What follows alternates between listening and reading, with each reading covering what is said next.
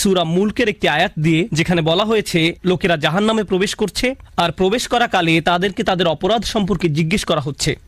তখন তারা উত্তরে বলবে ওয়াকালু লাউ কুন্না নাসমাউ আও নাকিল মা কুন্না ফি আসহাবিস সাঈর, বিখ্যাত একটি আয়াত। এবং তারা বলবে যদি আমরা শুনতাম। চলুন এখানে একটু থামি। এখানে কি শোনার কথা বলা হচ্ছে? যদি কোরআন শুনতাম, যদি ইসলামের বার্তা শুনতাম, যদি উপদেশগুলো শুনতাম, যদি কোরআন শুনতাম। এই অংশটি সবাই বুঝে, কিন্তু এরপরের আয়াতে ওয়া নাকিলু বলা হয়নি, বলা হয়েছে আও নাকিলু, লাউ কুন্না নাসমাউ আও নাকিলু।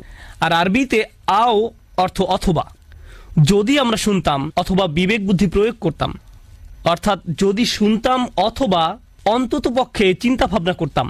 কথাগুলো এভাবে উপস্থাপনার পেছনে শক্তিশালী উদ্দেশ্য রয়েছে।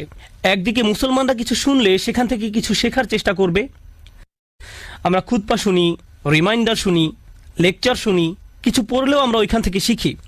এগুলো থেকে আমরা উপদেশ গ্রহণ করে থাকি এবং হতে পারে এগুলোর আলোকে নিজের ভালোর জন্য নিজের মাঝে পরিবর্তন আনি। অন্তত পক্ষে প্রত্যেকের মাঝে পরিবর্তনের চেষ্টা থাকা উচিত। এই মানুষগুলোর আজ এই পরিণতির অন্যতম একটা কারণ হলো ভালো ভালো উপদেশ শোনার পরেও তারা নিজেদের পরিবর্তন করেনি। তারা শুনতে অস্বীকার করলো। মানে শ্রবণ করার দুইটা দিক রয়েছে, একদিকে কিছু কথা কানে প্রবেশ করা আর অন্যদিকে সে কথাগুলো নিজের জীবনে প্রয়োগ করা। আরবি ভাষার ক্ষেত্রে এই কথা যেমন সত্য, তেমনি ইংরেজি ভাষার ক্ষেত্রেও সত্য। যেমন যখন একজন বলেন আমি তাকে উপদেশ দেওয়ার চেষ্টা করেছি কিন্তু সে শোনেনি, এর অর্থ এটা নয় যে সে আমার কথা শুনতে পায়নি, বরং এর অর্থ হলো সে আমার কথা অনুযায়ী কাজ করেনি। তাহলে দেখা যাচ্ছে শ্রবণ করার মাঝে এই দুইটি দিক রয়েছে।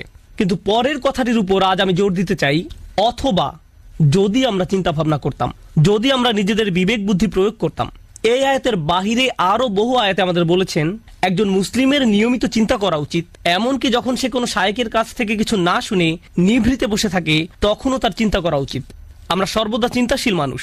তো যে বিষয়গুলো আমাদের চিন্তাশীল বানায় তা হলো আয়াত। আল্লাহর নিদর্শনগুলোর উদ্দেশ্য হলো লাআল্লাহুম ইয়াতাফাক্কারুন লিকওমি ইয়াকিলুন লাআল্লাকুম তাকিলুন লিয়াদাব্বারু লিআয়াতি, যাতে তারা এর আয়াতসমূহ নিয়ে গভীরভাবে চিন্তা করে। আর আয়াত বলতে শুধু কোরআনের আয়াত বোঝানো হচ্ছে না, চারপাশে আল্লাহর যে বিস্ময়কর সৃষ্টি রয়েছে তাও বোঝানো হচ্ছে।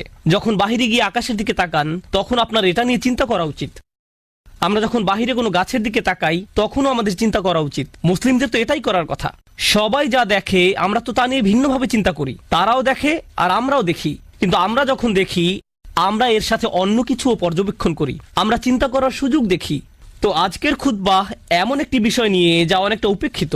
আল্লাহ আযজা ওয়া জাল্লা চান আমরা যেন এই সম্পর্কে চিন্তা করি। তিনি চান আমরা যেন ব্যাপারটা গভীরভাবে ভেবে দেখি। এভাবে দুটি বিষয়ের মাঝে পার্থক্য তৈরি হয় যখন আমরা ভাষা কোরআন অধ্যয়ন করি এবং সামনে এগিয়ে যাই, অথবা আমরা থামি এবং আল্লাহ সুবহানাহু ওয়া তাআলা কি বলছেন তা নিয়ে গভীরভাবে ভেবে দেখি। তিনি এই অসাধারণ আয়াতে বলেন ওয়া আওহা রাব্বুকা ইলান নাহলি, আল্লাহ ওহী অবতীর্ণ করেন, আপনার রব ওহী অবতীর্ণ করেন। যখন বলেন আওহা রাব্বুকা, কোরআন যেহেতু রাসূলুল্লাহ সাল্লাল্লাহু আলাইহি সাল্লামের নিকট অবতীর্ণ কালাম, যখন বলা হয় আপনার রব অবতীর্ণ করেছেন, রাসূলুল্লাহ সাল্লাল্লাহু আলাইহি সাল্লাম যখন এই কথা শুনছেন তিনি হয়তো ভাবছেন আমার রব আমার প্রতি কোরআন নাজিল করেছেন। কিন্তু এই আয়াতে আল্লাহ বলছেন আমি আপনার নিকট অবতীর্ণ হওয়া ওহী সম্পর্কে কথা বলছি না, আমি মৌমাছির নিকট অবতীর্ণ হওয়া ওহী সম্পর্কে কথা বলছি। যেই প্রভু আপনার নিকট কোরআন অবতীর্ণ করেন তিনি মৌমাছির প্রতিও কিছু একটা অবতীর্ণ করেন। ব্যাপারটা নিয়ে একটু ভেবে দেখুন। মৌমাছি আমাদের অধিকাংশের নিকট গুরুত্বপূর্ণ কোনো বিষয় নয়। এমন নয় যে আমরা প্রতিদিন এটা দেখি। যদি দেখেন ভয় পেয়ে তাড়িয়ে দেন। আর যদি শহরে বাস করেন তাহলে তো আপনি এমনিতেই প্রকৃতি থেকে অনেক দূরে। মোটের উপর আমরা ইট পাথরের শহরে থাকি। আল্লাহর সৃষ্ট বিস্ময়কর প্রকৃতির সাথে আমাদের সাক্ষাৎ হয় কদাচিৎ। যে একটি সৃষ্টিকে এখনো এড়ানো যায় না তা হলো আকাশ। আকাশ সব সময় উপস্থিত। যারা ব্যস্ত শহরে বাস করেন তাদের এমনকি উপরের দিকে তাকানোরও সময় থাকে না।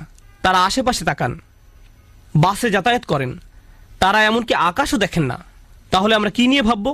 আমরা এমনকি নিজেদের জন্য চিন্তা করার সময় পাই না, বা আল্লাহ আমাদের যা নিয়ে চিন্তা করতে বলেন তা নিয়েও ভাববার সময় পাই না। তো এই খুতবাতে আমি আপনাদের এমন জিনিস নিয়ে চিন্তা করতে বলবো যা আমরা সম্পূর্ণরূপে উপেক্ষা করি। একটি মৌমাছি, বিশেষ করে আল্লাহ আযজা ওয়া জাল্লা তার রাসূল সাল্লাল্লাহু আলাইহি সাল্লামকে বলেন এমন এক ধরনের ওহী আছে যা আমি আপনার নিকট অবতীর্ণ করিনি, করেছি মৌমাছির প্রতি। সুবহানাল্লাহ। আমাদেরকে মৌমাছি নিয়ে চিন্তা করতে হবে, কারণ কোরআনে আল্লাহ যা কিছু বলেছেন সবকিছু আমাদের হেদায়েতের জন্য। তাই একজন বিশ্বাসী হিসেবে এই ক্ষুদ্র সৃষ্টির প্রতি আমাদের এখন অন্যরকম একটা শ্রদ্ধা তৈরি হয়েছে, কারণ আল্লাহ বর্ণনা করেছেন এই ক্ষুদ্র সৃষ্টি আল্লাহর ওহী গ্রহণ করে থাকে। আল্লাহ এমন কথা গরু সম্পর্কে বলেননি, তিনি এমন কথা উট সম্পর্কেও বলেননি, তিনি পাখি সম্বন্ধে এমনটি বলেননি। ওই প্রাণীগুলোর কথাও তিনি উল্লেখ করেছেন। তিনি বহু প্রাণীর নাম উল্লেখ করেছেন কোরআনে। অন্য অনেক সৃষ্টির কথা কোরআনে এসেছে, কিন্তু ওহির ব্যাপারটি যা আমাদের মনোযোগকে বিশেষভাবে আকর্ষণ করেন, এই সৃষ্টির মাঝে বিশেষ কিছু রয়েছে যার দরুন আল্লাহ আমাদেরকে এর প্রতি মনোযোগ দিতে বলেছেন। আর এটা একটা ভাবনার বিষয়। প্রকৃতপক্ষে যদিও এটা আজকের খুতবার বিষয় নয়, ব্যক্তিগতভাবে কয়েক মাস পূর্বে যখন আমি এই আয়াত নিয়ে গবেষণা করছিলাম, আমি মৌমাছির উপর নির্মিত 5-6টা ডকুমেন্টারি দেখেছিলাম। কারণ আল্লাহ চান আমরা যেন এই জীবটাকে কদর করি। আল্লাহ একে ওহী দিচ্ছেন, তাই এই প্রাণীটি যাই করুক না কেন তার সাথে ওহির একটা সম্পর্ক আছে। এটি ওহির দ্বারা অনুপ্রাণিত হয়ে কাজ করে। আমি মৌমাছি সম্পর্কে বেশি কিছু জানতাম না, তাই আমাকে এই বিষয়ে অধ্যয়ন করতে হয়েছিল। আমি এই অধ্যয়নকে ইসলামী অধ্যয়ন মনে করি। ডকুমেন্টারি দেখে দেখে মৌমাছির জীবন প্রণালী শেখা এবং নোট করা আমার জন্য এটা আল্লাহর দ্বীন অধ্যয়ন করার নামান্তর। কারণ এই বিষয়টা নিয়ে আল্লাহ আমাদেরকে চিন্তা করতে বলেন। আল্লাহর এই কিতাব থেকে জ্ঞান এবং প্রজ্ঞা অর্জন করতে হলে আমাদের দৃষ্টিভঙ্গির প্রসারতা থাকা জরুরি। যাই হোক, এই আয়াতে আল্লাহ বলেন আনিত্তাখিযি মিনাল জিবালি বুয়ুতা। আল্লাহ মৌমাছির প্রতি ওহী নাজিল করেন। ইত্তাখিযি এর অর্থ সরাসরি আদেশ। ইত্তাখিযি এখানে প্রত্যাশিত ভাষা হওয়ার কথা ছিল আনতাত্তাখিযা মিনাল জিবালি বুয়ুতান। পাহাড়ে এর বাসা নির্মাণ করা উচিত পাহাড়ে। ওয়া মিনাশ শাজারি এবং গাছে। ওয়া মিম্মা ইয়ারিশুন এবং তারা যে গৃহ নির্মাণ করে তাতে। অর্থাৎ মৌচাষীরা এর জন্য যে খাঁচা নির্মাণ করে, যে গৃহ নির্মাণ করে তাতে। তাহলে মানুষ তাদের জন্য যে খাঁচা তৈরি করে তাতেও এরা বাসা তৈরি করতে পারে। এখন আমরা এই আয়াত থেকে যা শিখি, প্রথমত আল্লাহ বিশেষভাবে উল্লেখ করলেন তিনি মৌমাছিকে সরাসরি আদেশ দিয়ে থাকেন। ইত্তাখিযি ব্যাকরণের দিক থেকে ফেলে আমরের মধ্যম পুরুষে ব্যবহৃত হয়েছে। আল্লাহ সরাসরি মৌমাছির সাথে যোগাযোগ করে বলছেন তার কোথায় বাসা বানানো উচিত। এই আদেশের আরেকটি অসাধারণ উপকার হলো, যদি কখনো মধু বা মধু উপজাত কোনো দ্রব্য খেয়ে থাকেন, পৃথিবীতে যার বিশাল বাজার রয়েছে, প্রকৃতপক্ষে এটা শুধু মধু নয়, অধিকাংশ খামার, উদাহরণস্বরূপ ক্যালিফোর্নিয়াতে রয়েছে পৃথিবীর সবচেয়ে বড় কাঠবাদামের খামার। পৃথিবীর 90% কাঠবাদাম আসে সেখান থেকে। আর এর সবটা আসে মূলত মৌমাছির সাহায্যে, যারা বিভিন্ন রকম কাঠবাদামের গাছ থেকে ফুলের রেণু সংগ্রহ করে এবং পরাগায়নে সাহায্য করে, এবং এজন্য কৃষকরা সেখানে মৌ চাষ করে। এখন আল্লাহর প্রতি ওহী নাজিল করে বলেন তুমি বাসা বানাতে পারো পাহাড়ে, বাসা বানাতে পারো গাছে। যদি আল্লাহ না বলতেন ওয়া মিম্মা ইয়ারিশুন, তাহলে আপনারা মৌমাছির বাসা পেতেন শুধুমাত্র পাহাড়ে এবং গাছে। আমরা কখনোই মৌ চাষ করতে পারতাম না। কিন্তু তিনি বলেছেন ওয়া মিম্মা ইয়ারিশুন, যেন আমি আর আপনি মধু খাওয়ার স্বাদ উপভোগ করতে পারি। কারণ আল্লাহ একে অনুমতি দিয়েছেন মানুষের তৈরিকৃত বাসায় মৌচাক নির্মাণের জন্য, যেন আমরা এর চাষ করতে পারি। ব্যাপারটা নিয়ে একবার ভেবে দেখুন। এই ভাবনা আমাদেরকে এই সত্য অনুধাবন করতে সাহায্য করে যে আল্লাহর সৃষ্টি জগৎ থেকে যত কিছু আমরা উপভোগ করতে পারছি, এর কারণ আল্লাহ এদেরকে সরাসরি আদেশ করেছেন আমাদের সেবা করার জন্য। এই ক্ষেত্রে মৌমাছিকে আদেশ করা হয়েছে আমাদের সেবা করার জন্য। তাই যখন মানুষ মৌ বক্স নির্মাণ করে, তুমি তাকে নিজের বাসা হিসেবে গ্রহণ করে নাও। কিন্তু আজ আসলে যে বিষয়টা নিয়ে কথা বলতে চাই তা হলো এই ক্ষুদ্র সৃষ্টি থেকে কিছু পথ নির্দেশনা। শুধু এই সৃষ্টির কদর করা নয়, বরং কিছু হেদায়েত। আর আমি এমন কিছু শিক্ষা এর কাছ থেকে পেয়েছি যা আমাকে সম্পূর্ণ হতবুদ্ধি করে দিয়েছে। আমি রাসূলুল্লাহ সাল্লাল্লাহু আলাইহি সাল্লামের একটি হাদিস পেয়েছি, ওয়াল্লাযী নাফসি বিয়াদিহি, আমি সেই সত্তার শপথ করে বলছি যার হাতে আমার প্রাণ। আল্লাহ রাসূল সাল্লাল্লাহু আলাইহি সাল্লাম কোনো শপথ করা ছাড়াই যা ইচ্ছা বলতে পারতেন, কিন্তু তিনি সর্বপ্রথম আল্লাহর নামে শপথ করেছেন।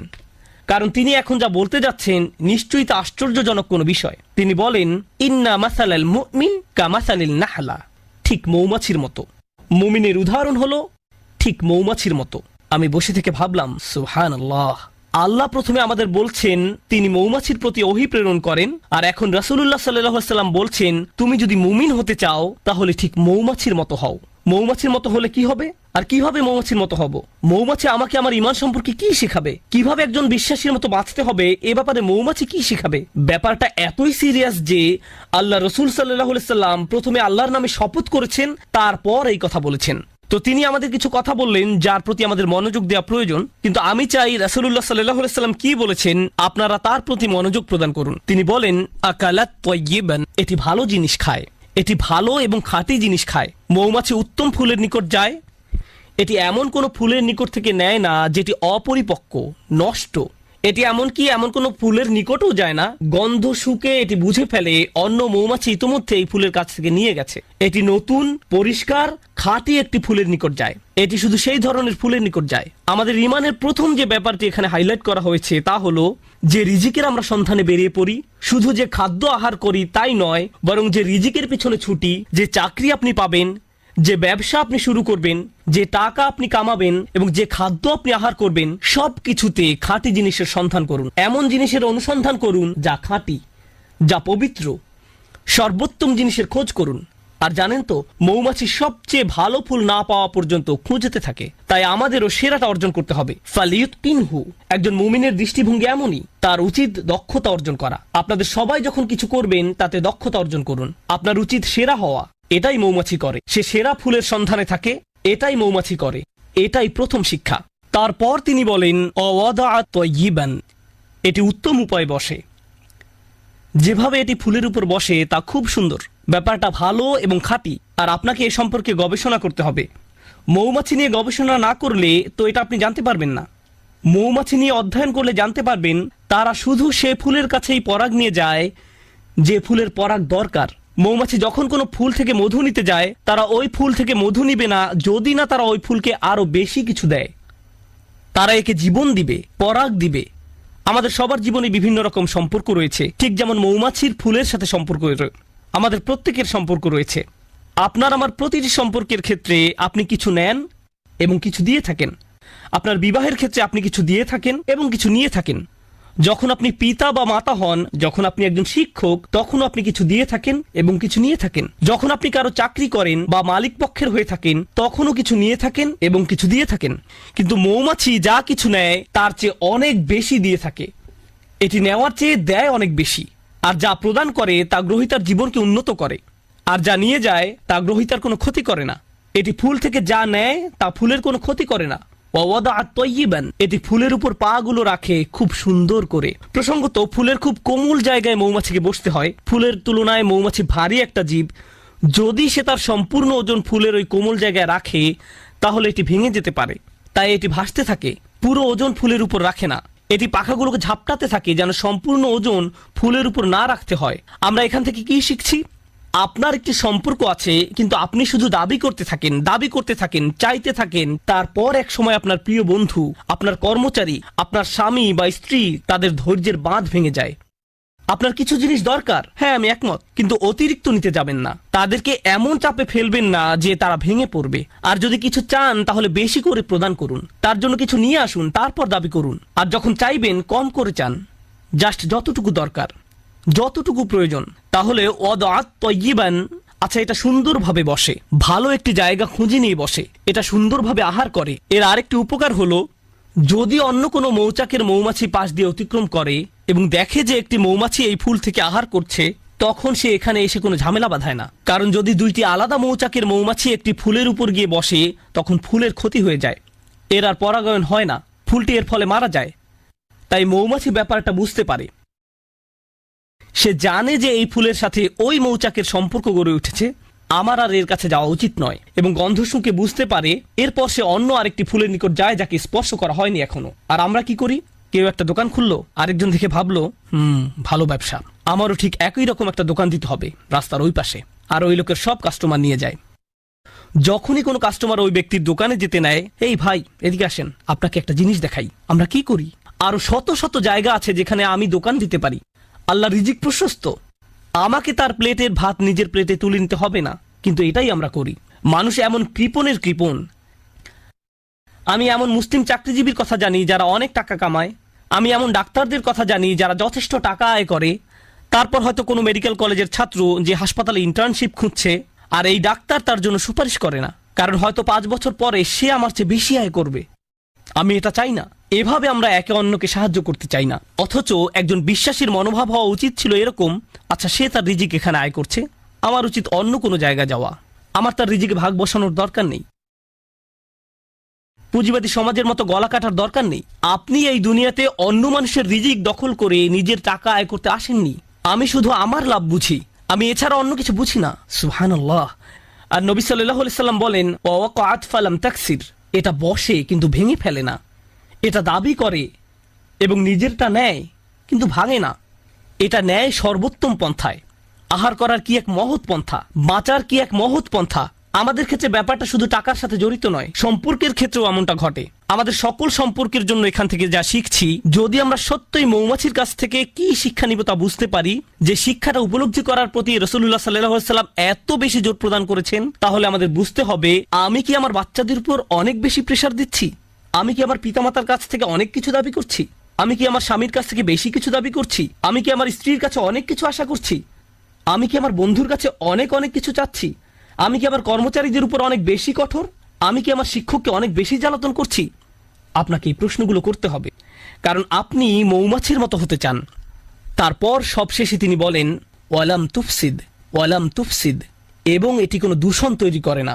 মৌমাছিদের একটি উল্লেখযোগ্য ব্যাপার হলো, যে ফুলের কাছে তারা মধু আহরণ করতে যায় তা নিজেদের বাসা থেকে অনেক দূরে, সুতরাং তারা অনেক দূর পথ ভ্রমণ করে, কখনো কখনো তা কয়েক মাইলও হয়ে থাকে। এরপর তারা নিজেদের মৌচাকে ফিরে আসে। আর মৌচাক শুধু তার নিজের বাসা নয়, তার বিশাল প্রতিবেশী রয়েছে, সবাই এই মৌচাকে বাস করে। আল্লাহ তাদেরকে বিশেষ ধরনের নাচ শিখিয়েছেন। একটি নির্দিষ্ট নিয়মে তারা বাতাসে ভাসতে থাকে, যা অন্য মৌমাছিদের জন্য অন্য ফুলের পথ বাতলে দেয়। দেখো, আমি আমার নিজের জন্য কিছু রিজিক পেয়েছি, তোমরাও অমুক অমুক ফুল থেকে উপকার পেতে পারো। আমি তোমাদেরকে সেই রাস্তা দেখিয়ে দিচ্ছি। এটা তখন তাদেরকে পথ দেখায়। এর নাম হলো বি ড্যান্স। জনপ্রিয় পরিভাষা হলো বি ড্যান্স। তারা অন্য মৌমাছির সামনে এই নাচ দেখাতে থাকে, যেন অন্যরাও থেকে মধু আহরণ করতে পারে, যেন তারাও খেতে পারে। এভাবে তারা নিজেদের সমাজ তৈরি করে, একসাথে তারা নিজেদের মৌচাক নির্মাণ করে। তো এটা বুঝতে পারে যে যখন কেউ কোনো কিছু থেকে উপকার পেয়ে থাকে, এটা কোনো প্রতিযোগিতা নয়। যদি সে অন্যদের উপকার পাওয়ার সুযোগ করে দেয়, এর মাধ্যমে আসলে সবাই উপকৃত হয়। আমি নিজে নিজে একটি মৌচাক নির্মাণ করতে পারবো না, আমাদের সবাইকে এর জন্য কাজ করতে হবে। পক্ষান্তরে মুসলিম সমাজে কি হয়, যখন আমাদের ঈমান থাকে না, যখন কেউ উন্নতি করে আমরা হিংসুক হয়ে পড়ি। তাহলে কাউকে বলতে চান না কিভাবে এই উন্নতি করলেন। আচ্ছা, আপনার দোকানের সাপ্লাই কোথা থেকে পান? আমি জানি না, ভুলে গেছি। আচ্ছা, আপনার চাকরির জন্য কোথায় আবেদন করেছেন? আপনার রিজিউমি কেমন? আমি জানি না, ফাইলটা হারিয়ে ফেলেছি। আপনি কাউকে সাহায্য করতে চান না। এটা হলো প্রতিযোগিতা। আমি কেন প্রতিযোগিতায় আরেকজনকে সাহায্য করব? আমি কেন তাকে বোর্ড কমিটিতে সিট পেতে সাহায্য করব? আর রাসূলুল্লাহ সাল্লাল্লাহু আলাইহি সাল্লাম মৌমাছির জীবনের মাঝে সীমাহীন বিজ্ঞতা দেখতে পেলেন, কারণ আল্লাহ তাকে বলেছেন, দেখো আমি মৌমাছির নিকট ওহী প্রেরণ করছি। ওয়া আওহা রাব্বুকা ইলান নাহল, যে পথটা মৌমাছি অনুসরণ করে, আল্লাহ তাকে বলছেন সুবুলা রাব্বিক। মৌমাছি বৃত্ত তৈরি করে দুলতে দুলতে সামনে চলতে থাকে, কিন্তু আমাদের পক্ষে তাদের এই পথ ভ্রমণ দেখা সম্ভব নয়। আর আল্লাহ বলছেন, প্রতিটি বাঘ যে এটি নিয়ে থাকে সেটি তার রবের দেখানো পথ। আল্লাহ তাদের জন্য এই পথটি তৈরি করেছেন, আর তিনি এটাকে জুলুলান বলেছেন। এই আয়াতে যে হাল ব্যবহার করা হয়েছে তা হলো জুলুলান। আল্লাহ বর্ণনা করেছেন মৌমাছি নম্রতার সাথে এগিয়ে চলে। এর একটা চাকরি আছে, গুরুত্বপূর্ণ কাজ আছে, এটা একটা মিশনে আছে, এটা একটা লক্ষ্য পানে এগিয়ে চলছে, কিন্তু তাই বলে এটা অহংকারী নয়। অনেক সময় দেখবেন মানুষ ব্যস্ত সময় কাটালে কেমন জানি অহংকারী হয়ে ওঠে। আমি মারাত্মক ব্যস্ত, তোমার জন্য আমার সময় নেই, পরে কল দিও। আর আপনাদের মাঝে কেউ কেউ বড় চাকরি করেন, মাকে কল দেওয়ার সময় নেই। অন্যদিকে মৌমাছি জুলুলান তথা কাজ করতে যাওয়ার সময়ও নম্রভাবে পথ চলতে থাকে। সুবহানাল্লাহ। সব শেষে যা বলতে চাই, আর 2 মিনিট সময় আছে, আমি মৌমাছি নিয়ে শেষ একটি কথা বলতে চাই। যদিও অনেক কিছু বলার ছিল, শেষ একটা কথা, আল্লাহ এই জীবটাকে অসাধারণ করে বানিয়েছেন, আর এটাকে তার নিজের কাজ করার যোগ্য করে তৈরি করেছেন। এটা নিজের জীবিকা আহরণ করছে। এই মৌমাছির অন্যদের সাথে সম্পর্ক আছে, নিজে উপকৃত হচ্ছে, সমাজের সবার উপকার করছে। এই সব কিছুর উপরে এটা মৌচাক নির্মাণ করে। এই মধুর উপকার মৌমাছিকে ছাড়িয়ে আরো বহু সৃষ্টির মাঝে ছড়িয়ে পড়ে, যা শিফাউন লিন্নাস। এই মধুতে মানবজাতির জন্য রয়েছে চিকিৎসা, ছোট্ট একটা প্রচেষ্টা থেকে। আমরা এখান থেকে কি শিখছি? আমরা যদি মুমিনদের একটি সমাজ তৈরি করতে চাই, আমরা যদি পরস্পরের উপকার করতে চাই, আমরা যদি একসাথে ভাই ভাই হয়ে বাস করতে চাই এবং অল্পে তুষ্ট থাকি, আমাদের সম্পর্কগুলোর উপর বেশি চাপ না দিয়ে থাকি, এর ফলে আমরা যে সমাজ নির্মাণ করব, এতে শুধু নিজেদের উপকার হবে না, বরং মানবতা এর দ্বারা উপকৃত হবে, আরোগ্য লাভ করবে। যদি মৌমাছিদের একটি সমাজ পৃথিবীকে আরোগ্য দান করতে পারে, কত শত রোগ বালাই মধুর মাধ্যমে আরোগ্য লাভ করে। রাসূলুল্লাহ সাল্লাল্লাহু আলাইহি সাল্লাম কর্তৃক সত্যায়িত একটি ওষুধ হলো মধু। আর মধু কখনো তৈরি হয় না যতক্ষণ না মৌমাছির একটি সমাজ একত্রে বসবাস করা শিখে এবং একত্রে কাজ করা শিখে। যদি এই উম্মাহ, যার মৌমাছির মতো হওয়ার কথা, যদি আমরা একসাথে কাজ করা শিখি, একত্রে বসবাস করা শিখি এবং আমাদের নিজস্ব সমাজ তৈরি করি, এর ফলে আমরা শুধু নিজেদের উপকার করব না, আমরা মানব জাতির জন্য আরোগ্য লাভের এক উপায়ে পরিণত হব। কারণ মানব জাতি আজ লোভী হয়ে পড়েছে, সবাই শুধু নিজের চিন্তায় ব্যস্ত। তারা বলে আগে নিজের চরকায় তেল দাও। আমরা এই গ্রহকে জ্যান্ত সাবার করে ফেলেছি। প্রসঙ্গত এতে অবাক হওয়ার কিছু নেই, আজ যেহেতু পৃথিবীতে ফিতনা বেড়ে গেছে, পৃথিবীতে আরেকটি ট্র্যাজেডিও লক্ষ্য করা যাচ্ছে। মৌচাকগুলো দিন দিন উধাও হয়ে যাচ্ছে। আল্লাহ আজ্জা ওয়া জাল্লার একটি অন্যতম নিদর্শন হারিয়ে যাচ্ছে, এবং এজন্য সব শেষে রাসূলুল্লাহ সাল্লাল্লাহু আলাইহি সাল্লাম বলেন, ওয়ালাম তুফসিদ, এটা ফাসাদ তৈরি করে না, এটা আহার করার মাধ্যমে আরো বেশি জীবন তৈরি করে। যখন মৌমাছি আহার করে এটি আরো জীবন তৈরিতে সাহায্য করে। আজকের দুনিয়ায় যেভাবে ম্যানুফ্যাকচারিং ইন্ডাস্ট্রিগুলো কাজ করে, যেভাবে আমি আপনি ভোগ করি, আমরা জীবন বৃদ্ধি করি না, বরং আমরা উৎপাদন করি উল্লেখযোগ্য পরিমাণে মৃত্যু ঘটানোর মাধ্যমে। আমরা পৃথিবীতে অনেক বেশি দূষণ তৈরি করি, আমরা অনেক বেশি সামাজিক অপচয় এবং অর্থনৈতিক অপচয় তৈরি করি, আমরা দুনিয়াতে ফাসাদ তৈরি করি। আর রাসূলুল্লাহ সাল্লাল্লাহু আলাইহি সাল্লাম বলছেন, মৌমাছির মতো ভোগ করতে শেখো, যেন পৃথিবীতে ফাসাদ তৈরি করা থেকে বিরত থাকতে পারো, পৃথিবীকে আরো বাসযোগ্য করে তোলো। তোমরা তোমাদেরটা নিতে পারো, কিন্তু এর মানে এটা নয় যে পৃথিবীকে এর জন্য বিশাল মূল্য দিতে হবে, পরবর্তী প্রজন্মকে এর জন্য মূল্য দিতে হবে। আল্লাহ আমাদেরকে এর কদর করতে সাহায্য করুন, আমাদের চিন্তাশীল মানুষে পরিণত করুন। আল্লাহ আমাদেরকে গভীর জ্ঞানপূর্ণ এক ধর্মদান করেছেন। আল্লাহর শপথ, যদি এই ধর্ম নিয়ে চিন্তা করেন তাহলে এটা অন্যরকম এক বিষয়। আর যদি সারা জীবন ধরে শুধু অনুসরণ করে আসছেন কিন্তু কোনোদিন এই ধর্ম নিয়ে চিন্তা করেননি, তাহলে এটা সম্পূর্ণ ভিন্ন রকম একটা বিষয়। আল্লাহ আমাদের চিন্তাশীল মানুষে পরিণত করুন, ভাবুক মানুষে পরিণত করুন, এবং এমন মানুষে পরিণত করুন যারা আসলেই কোরআনের আয়াত নিয়ে চিন্তা করতে পারে এবং রাসূল সাল্লাল্লাহু আলাইহি সাল্লামের হাদিসের গভীর শিক্ষা নিয়ে ভাবতে পারে। বারাকাল্লাহু লি ওয়া লাকুম ফিল কুরআনিল হাকিম ওয়া নাফা'নি ওয়া ইয়্যাকুম বিল আয়াতি ওয়া যিকরিল হাকিম।